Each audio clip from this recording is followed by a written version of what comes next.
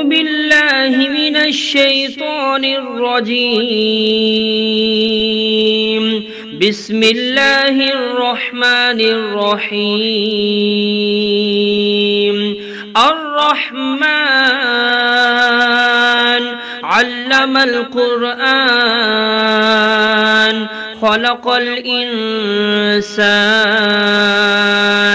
علمه البيان الشمس والقمر بحسبان والنجم والشجر يسجدان والسماء رفعها ووضع الميزان ألا تطغوا في الميزان وأقيموا الوزن بالقسط ولا تخسروا الميزان والأرض وضعها للأنام فيها فاكهة والنخل ذات الأكمام والحب ذو العصف والريحان فبأي آلاء ربكما تكذبان خلق الإنسان من صلصال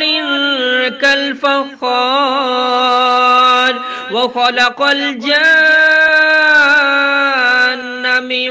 مارج من نار فبأي آلاء ربكما تكذبان رب المشرقين ورب المغربين فبأي آلاء ربكما تكذبان مرج البحرين يلتقيان بينهما برزخ لا يبغيان فبأي آلاء ربكما تكذبان يخرج منهما اللؤلؤ والمرجان فبأي آلاء ربكما تكذبان وله الجوار المنشآت في البحر كالأعلام فبأي آلاء ربكما تكذبان كل من عليها فان ويبقى وجه ربك ذو الجلال والإكرام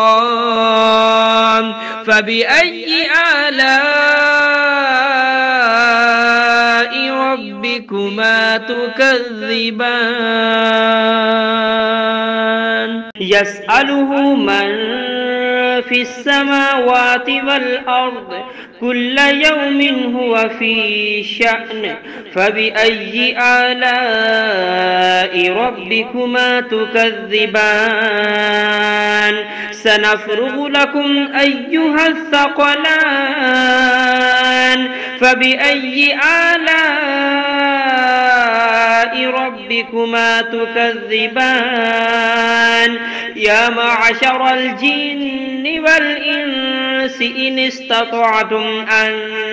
تنفذوا من أقطار السماوات والأرض فانفذوا لا تنفذون إلا بسلطان فبأي آلاء ربكما تكذبان يرسل عليكما شواظ من نار ونحاس فلا تنتصران فبأي آلاء ربكما تكذبان فإذا انشقت السماء فكانت وردة كالدهان فبأي آلاء ربكما تكذبان فيومئذ لا يسأل عن ذنبه إنس ولا جان فبأي آلاء ربكما تكذبان يعرف المجرمون بسيماهم فيؤخذ بالنواسي والأقدام فبأي آلاء ربكما تكذبان هذه جهنم التي يكذب بها المجرمون يطوفون بينها وبين حميم آن فبأي آلاء ربكما تكذبان ولمن خاف مقام ربه جنتان فبأي آلاء ربكما تكذبان ذواتا أفنان فبأي آلاء ربكما تكذبان فيهما عينان تجريان فبأي آلاء ربكما تكذبان فيهما من كل فاكهة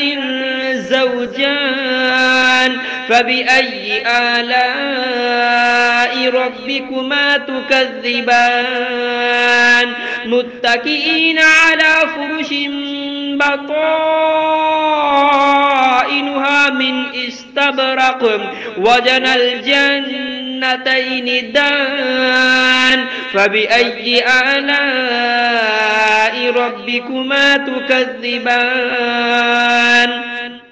فيهن قاصرات الطرف لم يطمثهن إنس قبلهم ولا جان فبأي آلاء ربكما تكذبان كأنهن الياقوت والمرجان فبأي آلاء ربكما تكذبان هل جزاء الإحسان إلا الإحسان فبأي آلاء ربكما تكذبان ومن دونهما جنتان فبأي آلاء ربكما تكذبان مدهامتان فبأي آلاء ربكما تكذبان فيهما عينان نضاختان فبأي آلاء ربكما تكذبان فيهما فاكهة ونخل ورمان فبأي آلاء ربكما تكذبان فيهن خيرات حسان فبأي آلاء ربكما تكذبان حور مقصورات في الخيام فبأي آلاء ربكما تكذبان لم يطمثهن إنس قبلهم ولا جان فبأي آلاء ربكما تكذبان متكئين على رفرف خضر وعبقري حسان فبأي آلاء ربكما تكذبان تبارك اسم ربك ذي الجلال والإكرام.